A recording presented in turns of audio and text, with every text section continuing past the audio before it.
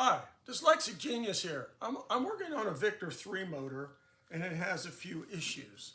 The first issue it had was it has a broken governor spring. But the other issue with the governor is, before you take them apart, if you watch this screw right here, I haven't touched any of these. When you move it, when I'm moving the flywheel, you see the screw moving? Mm-hmm.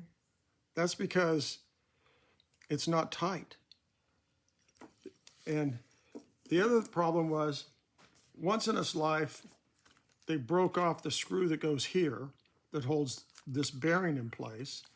So they drilled and tapped this, and you can see that this screw is bent when you're taking it out.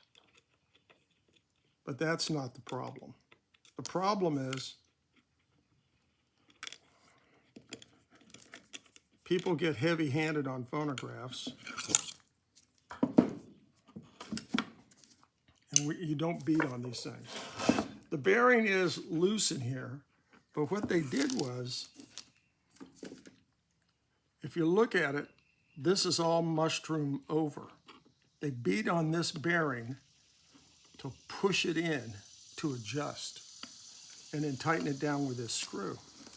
So then, in the long run, we have this gear on the governor drive, on the governor shaft, and then we have the governor drive gear off the spindle shaft.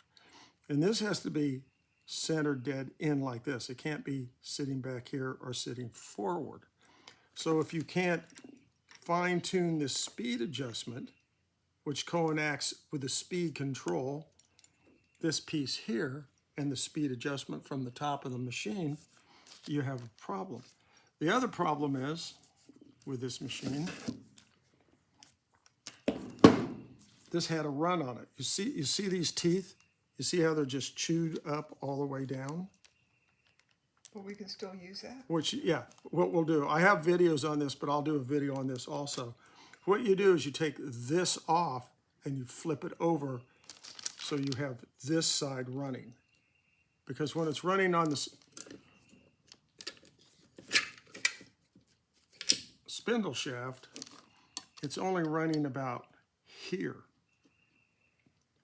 And it should be in the center, but it's running here, so you have this gear here. You can reuse this gear by flipping it, and I'll show you how to do that on this motor. But the other thing is, people get excited on phonographs, but what they've done is they've notched it here, probably with a die grinder, to get the end plate off. And I've talked about this a lot on the YouTube channel. You hit this at a 45-degree angle with like a soft 2x4 and it'll pop this end plate off. And I'll go through all this in a stream of videos on this. We know they want new springs, so we'll get new springs ordered. And that's my tip for the day.